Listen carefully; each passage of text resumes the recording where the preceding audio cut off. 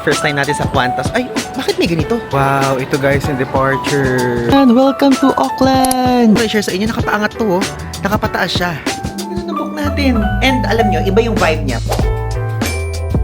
Hello guys! I'm back again with another video at ngayon po, nabasa niyo naman sa title, tayo po ay pupunta sa ating 25th country sa land of the Kiwis and adventure capital of the world, sa New Zealand! Okay, so medyo mahina lang yung boses ko kasi ang aga-aga pa dito ngayon and time check, it's already 10:36 at ang flight natin is around 2:45 o di ba ang aga natin nagpunta kasi masyado tayong excited.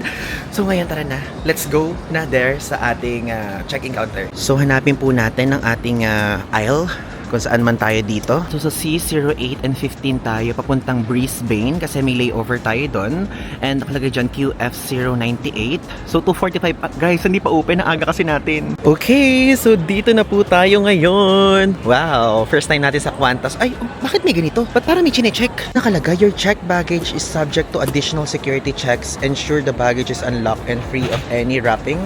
Present baggage to security staff are requested. Oh my God, may pa ganito.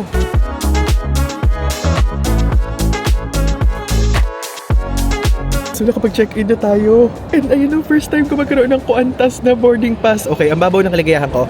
Pero yun, tara, pumunta na tayo sa immigration. Then explain ko sa inyo kung ano yung nangyari dito doon after ng inig. Ngayon, mag-board na po tayo. And ayun na yun, nagbo-board na yung mga kasama ko. So, share ko lang sa inyo again. Tayo po, Qantas po yung airline natin ngayon. At yung price, ilalagay ko dito sa screen. And doon sa immigration part, hindi ko nasabi pala sa inyo kanina. Napakadali lang naman. Tinanong lang kung kailan tayo babalik. Which is sinabi ko, March 4 tayo babalik. And aside from that, hiningi po yung visitor visa natin sa New Zealand, which is pinakita ko din. And kasabay nun, pinakita ko na din yung transit visa kahit hindi naman hiningi dahil may layover nga tayo sa Brisbane. And sa Australia yun, okay? So, ngayon pa lang sasabihin ko sa inyo, kapag po 8 hours and below yung layover nyo, no need naman na mag-transit visa.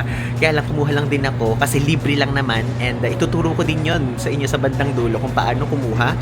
Kaya para walang maging problema at super smooth, nag-apply ako ng transit visa for free sa Australia and nag-apply ako ng e-visitor visa, ng visitor visa na siya, hindi siya yung sticker visa na i-explain ko sa inyo sa dulong part. So ngayon, let's go na.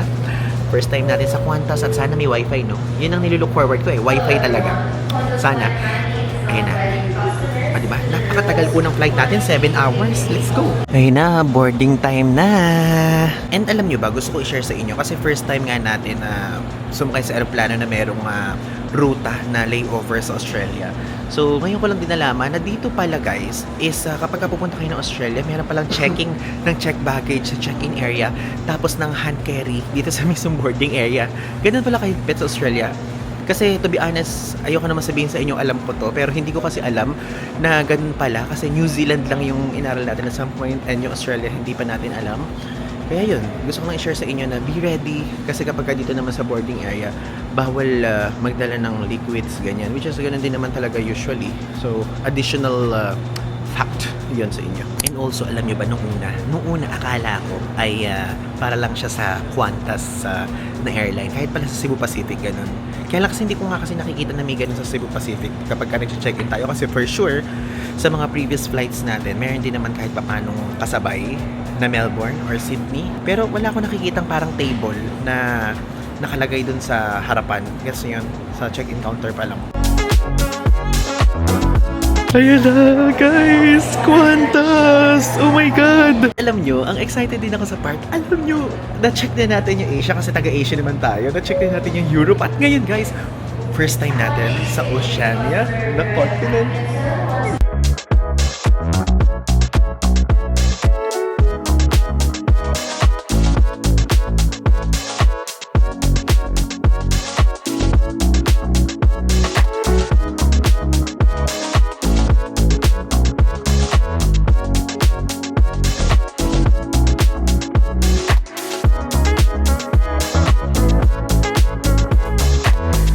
Okay guys, so andito na ngayon tayo sa Brisbane and ngayon papasok na tayo sa international transfer para sa flight naman natin ng Brisbane going to Auckland.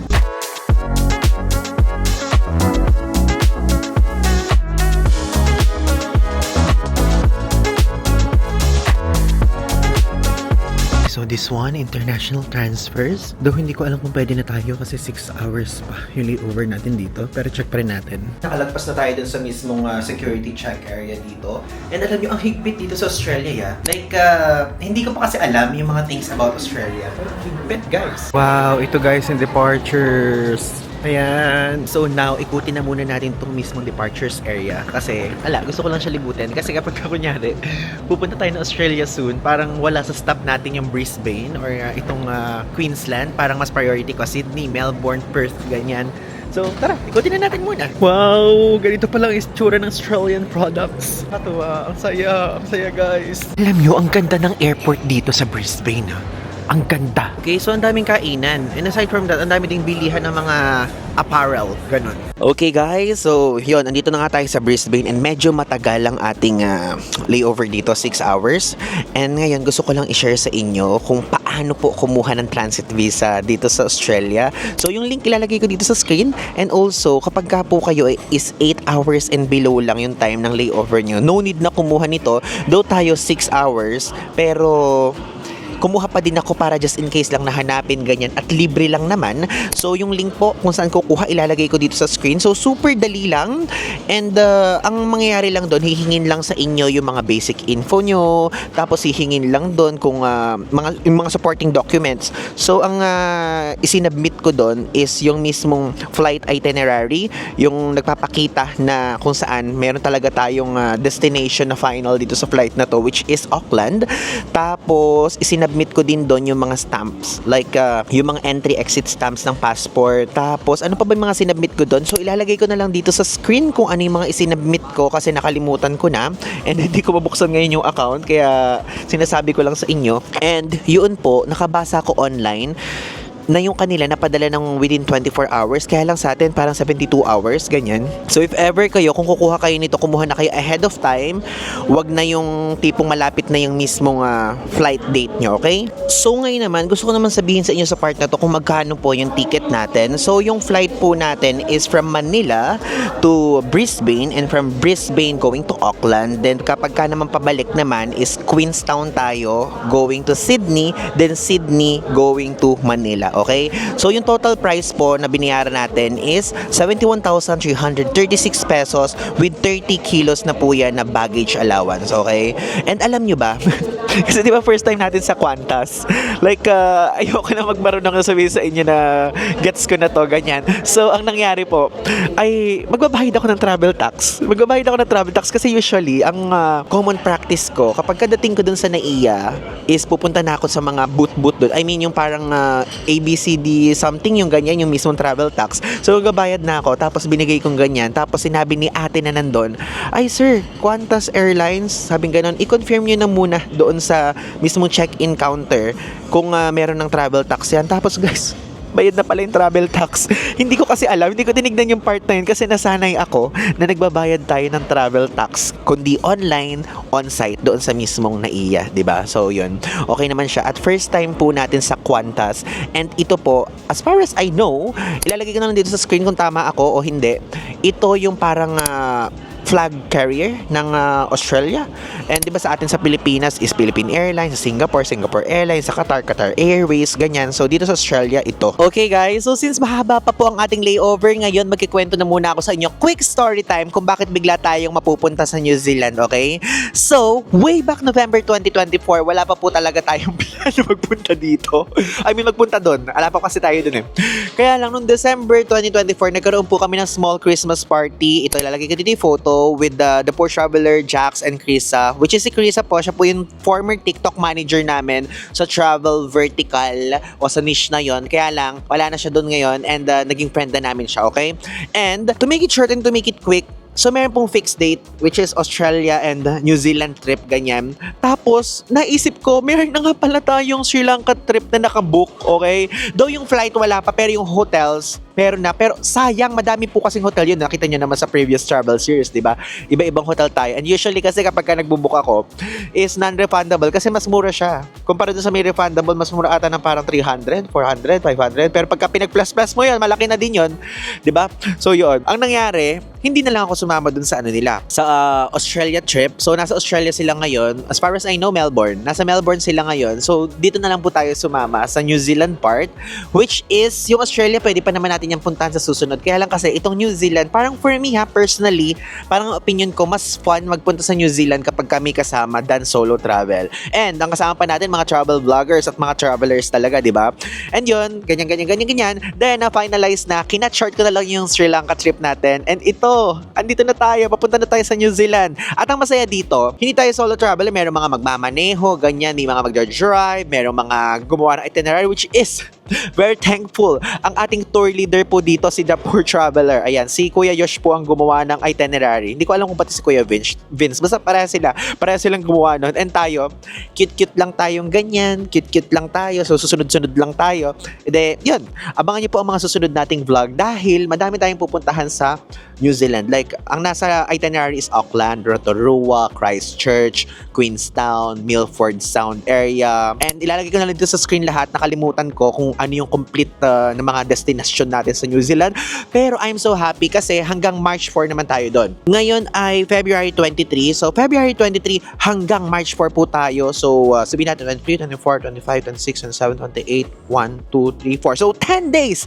10 days tayong mabiyahe. Then, pag uwi natin, may next trip naman ako with my sister. O, diba? Ang bilis. Pero yun, abangan nyo po yan. I'm so excited to share yan sa inyong lahat. And also nga pala guys, since nakapo na rin ako dito, ngayon po, ayan, andito yung laptop. Ngayon ko lang naasikaso yung Klook Creator Shop. So, ilalagay ko yung link sa ibaba kapag ka-available na siya. Pasensya na, ngayon lang.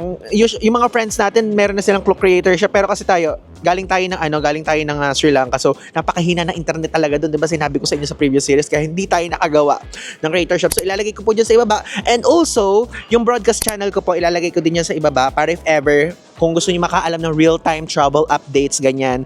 Kaya may minsan din na gagawin ko is mag-chat ako dyan. Kunyari, andito ako sa Italy, andito ako sa ganyan. Guys, baka may available sa inyo, meet tayo, ganyan. So, yun. Sali po kayo dyan sa broadcast channel. So, yun.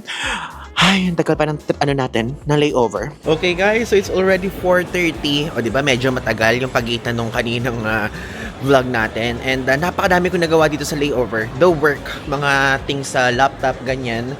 And ngayon, tara, explore naman natin itong mismong airport before tayo magpunta doon sa mismong boarding gate. Kasi, around 5:10, pupunta na tayo doon para hindi tayo maligaw. I mean, hindi tayo ma-late.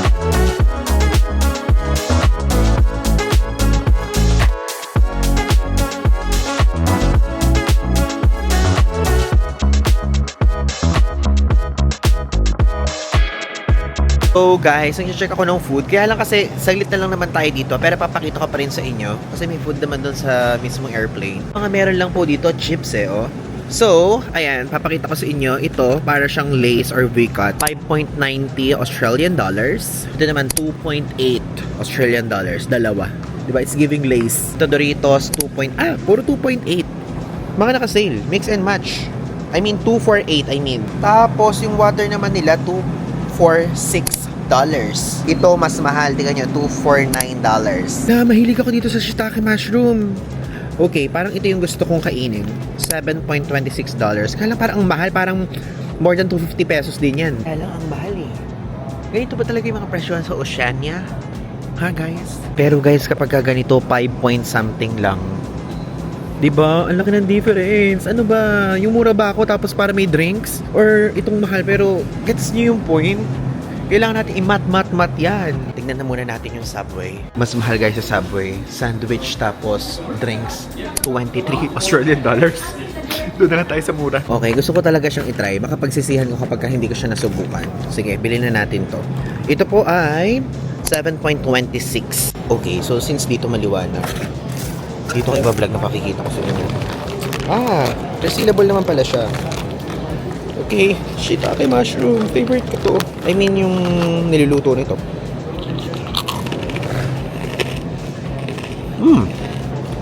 Sarap. Parang matamis. Matamis ba to? Parang matamis siya. Alam nyo, first time ko guys marinig. Kasi sa mga meme sa Facebook, sinasabi ko na kapag taga Australia ka, ang lagi daw sinasabi, nor, ibig sabihin ng no. So, narinig ko sila. Nagsabi sila nor. Ganun pala talaga sila magsalita, no? Cool. Ang good. Okay. Nag-text na sa atin ng GCash. Guys, itong dalawa nito, 453.98 pesos po ang katumbas. Now, paboard naman tayo sa flight natin from Brisbane to Auckland.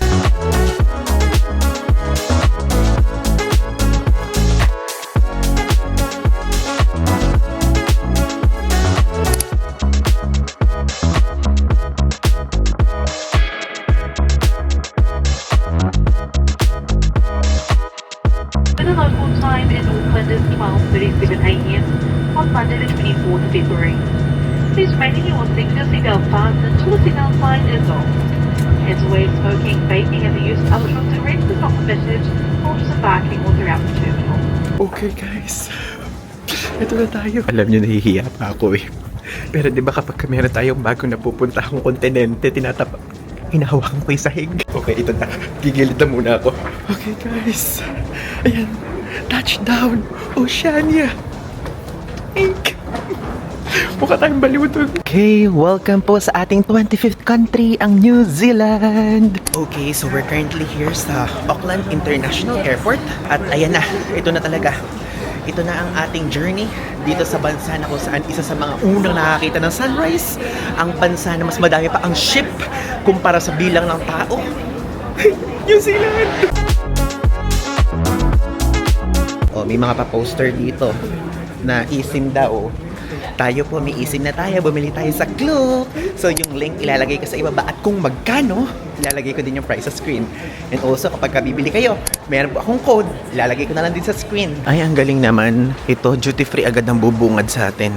Ano to? Aialia? Hey, lowest price in the region. Wait. Ayoko yan, alak. Ang lalaki naman ng mga Toblerone dito, guys. Okay, so sa passport control na muna tayo. Then mamaya na lang ako mag-vlog ulit. Cut ko muna to. Okay, so we're done na doon sa immigration area and yung customs declaration area. So, dalawang checking ang mangyayari, immigration and customs. Tapos after nun, okay na. And napakabilis lang sa immigration. Walang tinanong sa atin. I mean, ang tinanong pala sa akin kasi dito sa parang declaration, ayan, hindi ko na i-stop kasi makikita nyo. So, inilagay ko doon. Nagpunta tayo ng Japan and Sri Lanka kasi ilalagay doon yung parang bansang napuntahan mo sa past ng 30 days, ganyan. So, yun, tinanong na ganun, bakit daw travel ako ng travel? Sinabi ko, nag-vlog ako, which is totoo naman guys. Then, yun, ganun lang kadali. Tapos, sa declaration na part, medyo strict sila, para lang din silang Australia. So, kahit yung mga nakalagay na pagkain, daladalang pera, ganyan, kung may medicine kayong dala, kailangan nyo i-deklara lahat, guys. So, meron akong ibibigay na ganito, na paper sa mismong aeroplano. Nilalayo ko, guys, kasi nakasulat yung info ko. Then, kung ayaw nyo ng ganun, mayroon namang online na declaration something. So, ilalagay ko naman yung link dito sa screen para kung gusto nyo mas mapadali, okay? Ito po ang itsura ng baggage claim area dito. Ayan. O, diba? So, nakuha ko ng ating maleta. Yan. Dito po sa trip na to, ang dala natin, World Traveler Taipei 3.0 Large. So, now, lumabas na tayo. Ang gawin naman natin ngayon, maghanap tayo ng ATM. Kasi mag-withdraw tayo. And gusto ko lang i-share sa inyo na I know po, medyo pricey po ang mga bilihin dito. Pero kahit na ganun, 15,000 pesos lang yung i-withdraw ko. I mean, equivalent sa pera natin. Dahil ang gagamitin ko dito, GCash card ko na lang ulit. Para nakikita kong mismong real time kung magkano talaga yung nababawas sa pera ko. Ganyan, sa pera natin. And kasi, sa mga nakakaraan nating trip sa Europe, sa Dubai, ganyan, nakikita ko din guys. So, at least meron tayong on hand na cash. Tapos, kung wala, ede, mag-withdraw na lang ulit tayo kapag kakailangan talaga ng cash, diba? So, nakalabas na tayo sa mismong additional na naman na checking area doon. So, ang nangyari, aso naman yung nag-check sa pinaka-final checking. And super strict nila, which is natutuwa naman ako kahit paano kasi nga, talagang super yung proseso from there pa lang sa Manila hanggang dito, super yung checking process. And yun, dito ngayon tayo sa arrivals area, maghanap na tayo ng ATM. And aside from that, papakita ko sa inyo dito yung mga money exchange area, tapos yung bilihan ng SIM card. Which is ito guys, nasa harapan ko lang yung mismong bilihan ng SIM card. Then, ito po. iaano ko dyan, i-zoom ko para makita nyo kung magkano yung SIM card. SIM card? So guys, ayun yung pinaka-price. Tignan nyo, pinakasimula, $29, 2 gig data yon. Tapos yung $49 naman, 10 gig data. Yung $69, 40 gig data. And yung $99 is 100 gig data. So, depende. Kung gusto nyo dito kayo bumili or yung in-avail kong eSIM. Kasi guys, so far, mabilis naman yung in-avail kong eSIM. Like, literally. Here guys, dito na tayo. Maghanap tayo ng ATM kasi andito daw lahat. Ay, grabe. Hindi na pala kailangan hanapin. Ito na pala agad. Tignan nyo. Meron ditong NZ. Ay, dollar yun na. Wala bang brand? Travelex. Tapos ito, ANZ naman. So, ayan. Kinonvert ko po. 500 New Zealand dollars po yung ating i-withdraw. So, 16,612 pesos siya. Ayan. Again, ang gamit po natin ang ating GCash card. Sasaktuhin ko na siya. Para ano, di ba? Para saktong 500 NZD. Your card is being verified. Okay, PIN. Lagay dyan, 500. Okay. Savings. Tapos, no receipt, balance on, kahit no receipt or balance, okay na yan. Ay, ayan guys, sa tingnan nyo, meron $3 na fee. Okay, sure. Wala naman tayong choice. Yan talaga eh. Hala, bakit canceled? Hala. Okay, so mag-try tayo dito guys. Okay, so dito tayo ngayon, magta-try. Sana naman meron na dito kasi dito ayaw sa ANZ. Ayan, pwede! Okay guys, sa Travelex kayo mag-withdraw ha. Dito po yan sa Arrivals Hall. Okay, so ito po ang ating 500 NZD.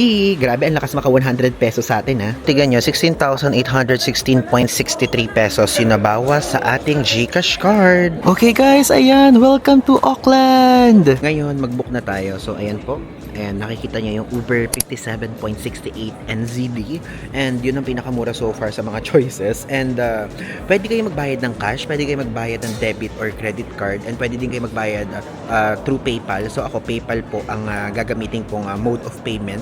Kasi para, baka mamaya kasi kapag kunyari nagka-cash tapos walang panukli, yun yung mga na-encounter ko sa mga iba't ibang bansa. Kaya might as well, doon na tayo sa Sure. And if ever ako, kung wala kayong PayPal, ang maire-recommend ko sa inyo is kahit i-connect nyo na lang doon yung GCash card nyo, GoTime card nyo, Maya card, or kahit credit card nyo. Okay, so confirming your ride. Wait natin. Medyo malayo yung hotel natin, pero nasa city center naman yan. Okay, so huling check. Ayan, pwede kayo mag-picture dito. Welcome to Tamaki, Macau, Auckland. Tapos doon may Auckland doon may picture ako doon at video. And ito, dyan yung mga nag-aantay. Tapos dito po sa side na to, meron siyang mga, ito, si Kuya nandito. Ayan, meron siyang hawak, may iniintay siya.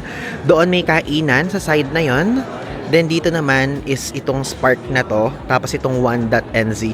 Though ito yung parang maganda daw na sinasabi sa mga posters and online. So ilalagay ko na lang dito yung mismong presyo para makita nyo, i-post nyo na lang. Hala, bakit parang antagal naman? Hanggang ngayon connecting pa rin sa driver. Hala, wala atang tayo mabubook. Baka yung next level na card type. Okay, so ayan, nakapag-book na tayo, kaya lang comfort po ito. So 68.96 NZD po ang bayad. Then kapag ka nag-exit kayo dyan, kakaliwa po, dito po ang pintuan na lalabasan nyo para sa mga Uber. Alam nyo ba guys, hindi pa tayo kumakain. Kasi ang iniisip ko, baka mamaya merong malapit na kainan sa hotel natin, ganyan. Tapos kakakain lang din naman kasi natin ng beef na konti doon sa ating flight, diba? Meron doon kasing libreng pakain. Pinakita ko naman sa inyo kanina as far as I remember. Wow! So ito po ang labas ng New Zealand. I mean, Auckland na airport. Be honest guys, hindi ganoon kalamig Akala ko malamig. Akala ko Baguio weather, ganun. Pero medyo malamig. Pero hindi super. Paglabas po dun sa exit, lalakad pa kayo dito dahil dito yung taxi, ride share, and super shuttle.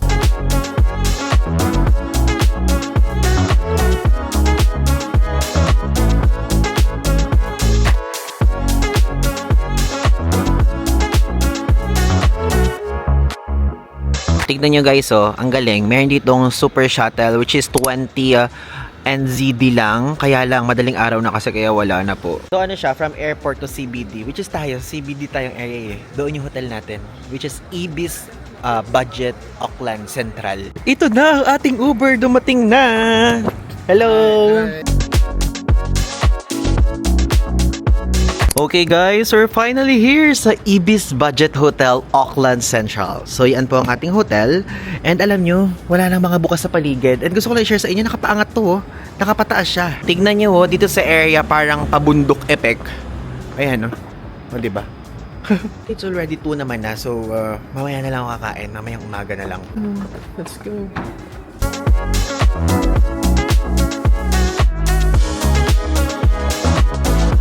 guys, so nakapag-check-in na tayo and hiningi lang yung passport doon and walang hiningin security deposit ha.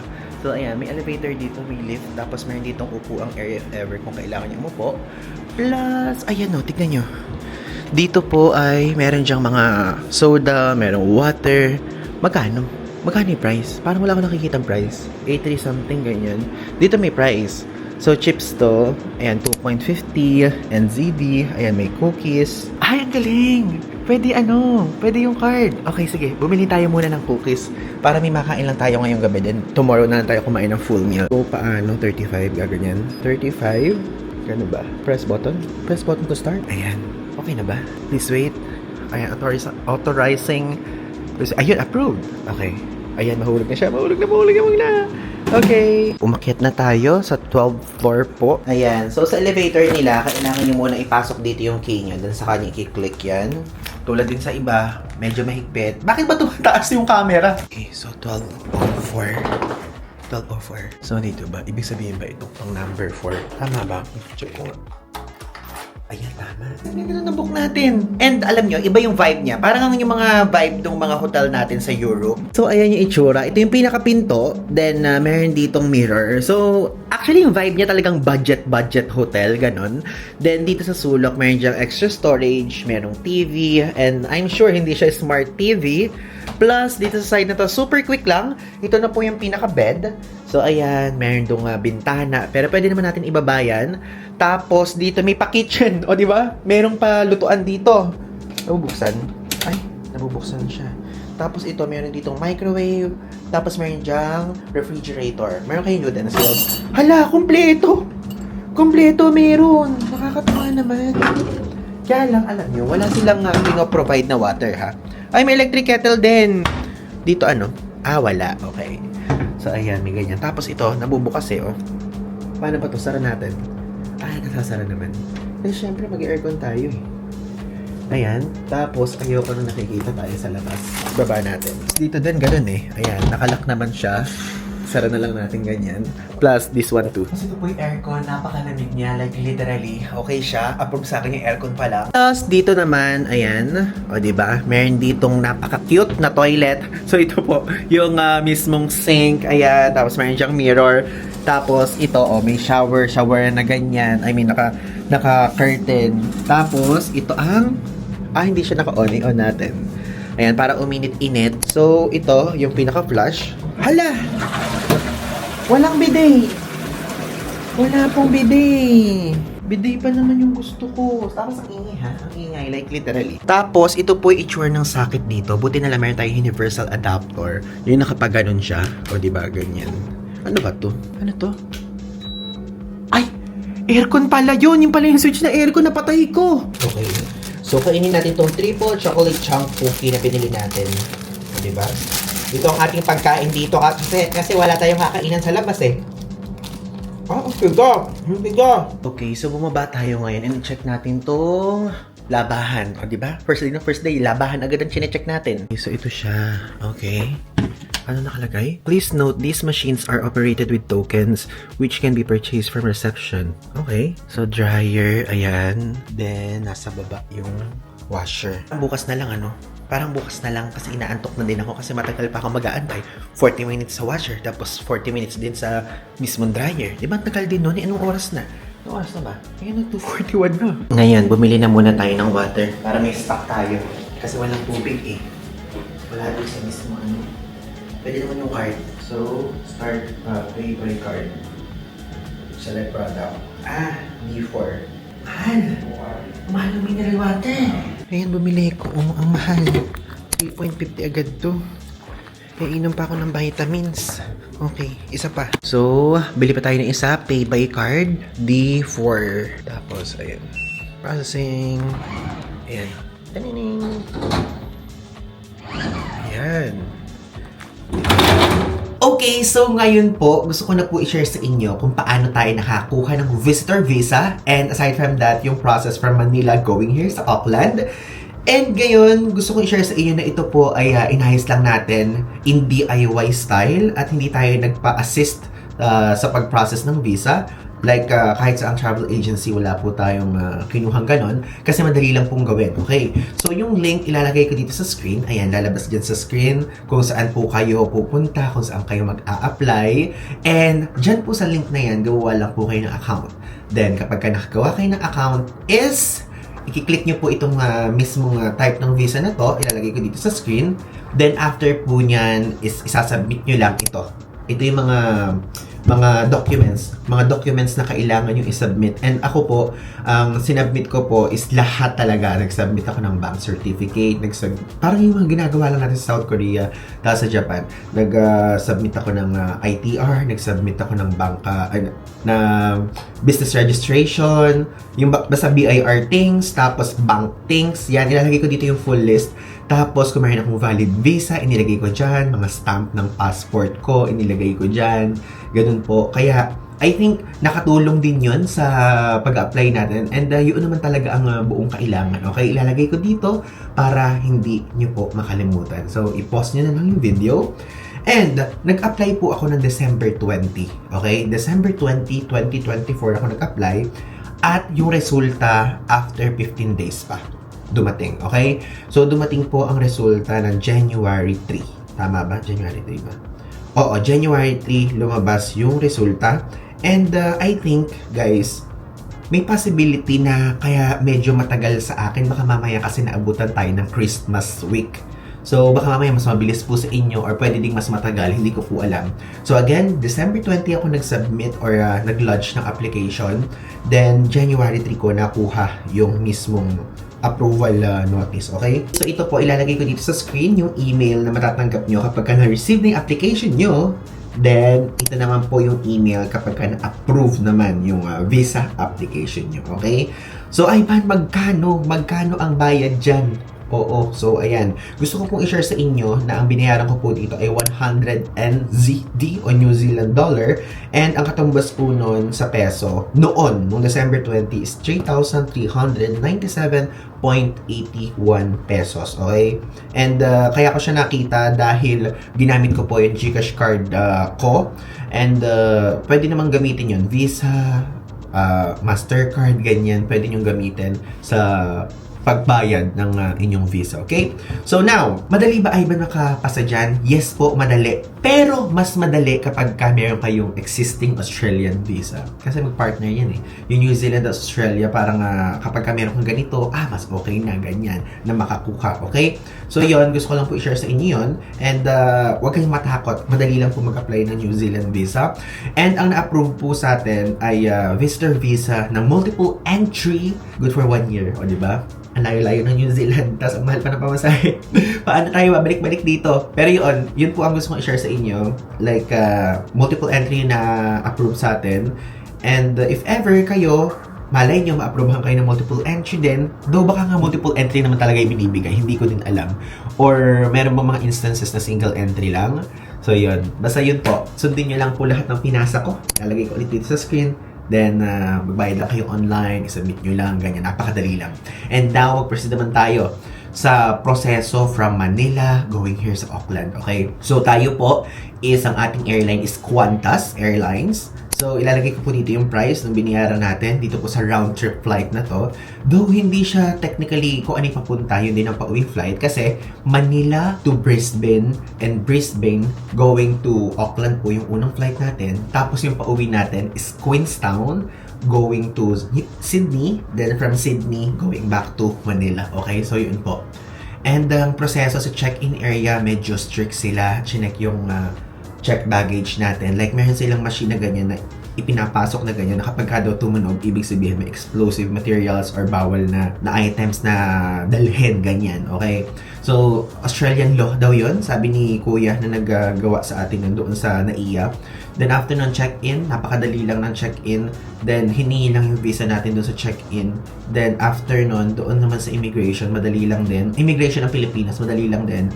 tinanong lang sa atin kung kailan tayo babalik, ganyan. And mga ganong things lang, hindi gaano tayo na-interrogate. Kasi I think, kasi meron na nga tayong visa. Kasi ang thinking ko, kapag kami visa, is mas madali na makakalusot sa immigration because of, meron na kayong mga isasubmit doon ng mga documents. So parang, I think, iniisip ng immigration is na-screen na kayo ng todo sa pag-apply pa lang ng visa. So yun, umalis na tayo. Then, from Manila going to Brisbane, ayan, ganyan, medyo matagal. Then, sa Qantas, meron pong pakain naman dyan. Though yung aircraft walang wifi, akala kami wifi kasi nakalagay doon sa email is meron daw chance of wifi nakalagay doon. Tapos, after nun is nandun tayo sa Brisbane ng 6 hours. And nasulit ko naman siya kasi nag-work tayo doon. So, okay lang, hindi ako napagod doon. Though, guys, if ever pwede kayong kumuha din ng flight na may layover naman sa Sydney. Kaya lang kasi yung Brisbane, kasi yun yung may shortest na layover na nakita ko. Kaya yun po yung kinuha natin. And from Brisbane going to Auckland, super dali lang din.